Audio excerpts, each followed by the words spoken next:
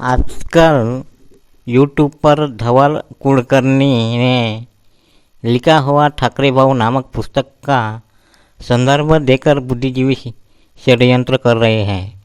उनका कहना है कि धवल कुलकर्णी ने डॉक्टर बाबा साहेब आम्बेडकर जीवन और चिंतन भाग 8 इस चांगदेव खैर मोड़े की किताब का संदर्भ देकर बताया है कि 1926 के गणपति उत्सव में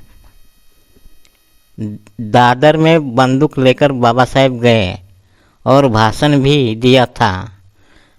कितनी निर्लज्जतापूर्ण असत्य बात है। यही खैर मोड़े है बाबा साहेब आम्बेडकर का जो नकली ब्राह्मण गुरु बनाकर बाबा साहेब के सिर पर बिठा दिया। जो वास्तव में किसी भी ब्राह्मण का सरनेम आम्बेडकर नहीं है, तो किसी ब्राह्मण आम्बेडकर सरनेम का गुरु बाबा साहेब का कैसे है? और वह गुरु कहाँ से आया और कहाँ वह किधर चला गया, इसका कोई अब तक अता पता नहीं है और किसी ने बताया नहीं है। कुछ ब्राह्मण तो बाबा साहेब आम्बेडकर स्वयं ब्राह्मण ही है, ऐसा भी अपप्रचार करते हैं। अब जिस बाबा साहब ने गौरी गणपति को देव मानूंगा नहीं और पूजा करूंगा नहीं ऐसी प्रतिज्ञा ले लिया, उसके नाम पर कैसे कैसे बातें चिपका रहे हैं। 14 तालाब का सत्याग्रह किया, कालाराम मंदिर का सत्याग्रह किया, तब भी कानून से संघर्ष किया। मार खाया, खून बहा, तब भी बंदूक का उपयोग नहीं किया। उल्टा अपने लोगों को शांत रहने के लिए बताया और किसी फालतू गणेशोत्सव में अपने लोगों को सहभागी बनाने के लिए और ज़बरदस्ती से वह भाषण देने के लिए बंदूक लेकर गए। यह कितनी बड़ी बकवास है। क्या बाबा साहेब को इतना समय था और इतनी बेवकूफ़ी वह करने वाले थे? मेरा स्वाभिमान भगवान से भी ज़्यादा बड़ा है, ऐसे कहने वाले बाबा साहेब वहाँ हिटलर के तरह जा सकते हैं क्या? बाबा साहब ने ग्रंथ और पेन के सिवाय किसी शस्त्र को कभी हाथ नहीं लगाया है। हरदम कानून से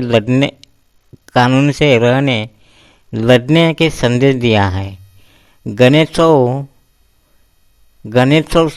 तिल मात्र भी जीवन जीने के लिए यानी जीवनावश्यक बात नहीं है। वह ऐसे महामूर्ख के तरफ पानी जैसे विषय पर भी नई जबरदस्ती की। वह गणेशोत्सव में भाषण पूजन करने के लिए जाने का विचार ख्वाब में भी नहीं ला सकते हैं। अब बाबा साहेब को भी देवता बनाने का षड्यंत्र शुरू हुआ है। बाबा साहेब को ही खुद गणपति बनाने का नीचता कर रहे हैं। उनका ब्राह्मण और ब्राह्मणीकरण करना शुरू हो रहा है। बाबा साहेब ने संपूर्ण जीवन में किसी भी देवता को पूजा नहीं और किसी देवता के उत्सव वगैरह चक्कर में बाबा साहेब पढ़ते तो क्या वर्गनी देनगी तक भी नहीं देते। एक बार दुर्गोत्सव के लिए पैसे मांगने के लिए कुछ लोग आकर देनगी पावती बुक पर कितने पैसे लिखूं कहकर पूछने वाले को बाबा साहब ने 0 लिखने के लिए कहा। तब उन लोगों ने क्यों बाबा साहब कहा? तब बाबा साहेब ने बताया कि ऐसे उत्सव से अपने समाज को बर्बाद नहीं कर सकता। और यह बाबा साहब की बात सुनकर वह खाली हाथ गए थे। मुझे लगता है कि डॉक्टर जब्बार पटेल निर्मित डॉक्टर बाबा साहेब आम्बेडकर फिल्मों में भी यह बात दिखाई गई होगी शायद। एक बार गणेशोत्सव कार्यक्रम में उद्घाटन को आने के लिए बात कहने के लिए आने वाले को बाबा साहब ने कहा कि किसी अछूत के हाथों से गणेश मूर्ति की प्रतिष्ठापना करेंगे तो मैं ज़रूर आऊँगा, ऐसे बाबा साहेब आम्बेडकर ने बताया था।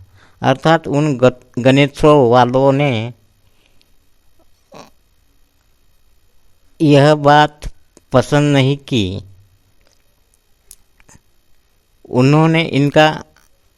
उन्होंने इसका इनकार किया और वहाँ से आए वैसे चले गए हैं।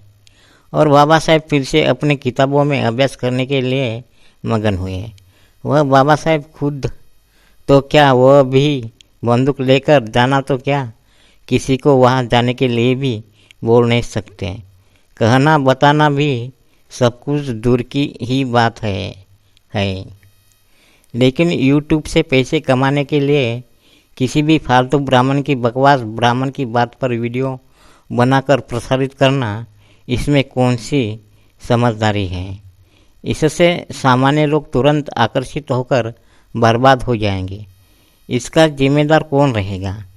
क्या बाबा साहेब को कुछ ब्राह्मण जाति का है ऐसा बता रहे हैं तो अन्य लोग भी वही बताएंगे, सच मानेंगे?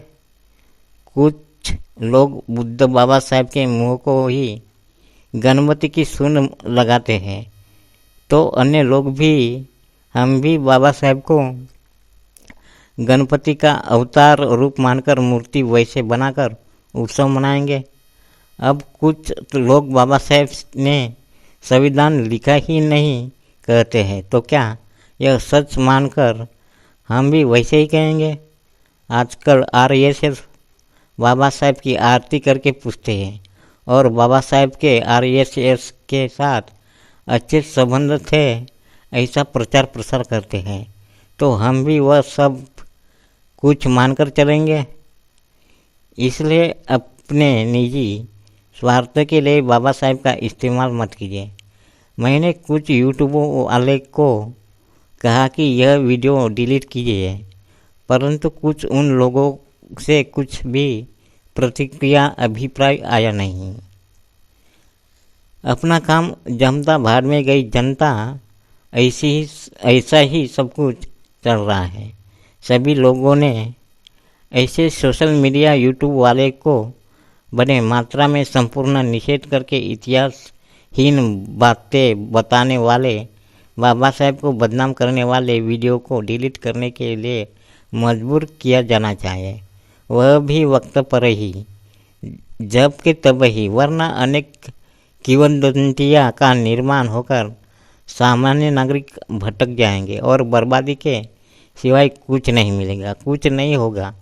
कलम की स्याही सैनिकों के खून से भी पवित्र शक्तिशाली होती है, क्योंकि एक कलम की स्याही तमाम सैनिक पैदा कर सकती है। ऐसे कहने वाले बाबा साहेब एक फिजूल गणपति उत्सव में खुद सहित समाज को हिस्सा या गणेशोत्सव का हक लेने के लिए बंदूक लेकर गए, यह बताना दिखाना, यानी बाबा साहेब को शस्त्रधारी बनाना ही है। इसके पीछे बहुत बड़ा षड्यंत्र है, क्योंकि इससे समाज कानून, संवैधानिक सन्मार्ग के बजाय आतंकी, खूनी, अमंगल, अनैतिक, हिंसक कुमार्ग के तरफ बाबा साहब के लोगों को लगाना है, संपूर्ण सर्वांगीण बर्बाद करने के लिए। सावधान रहिए। धन्यवाद। तो लाइक कीजिए, शेयर कीजिए।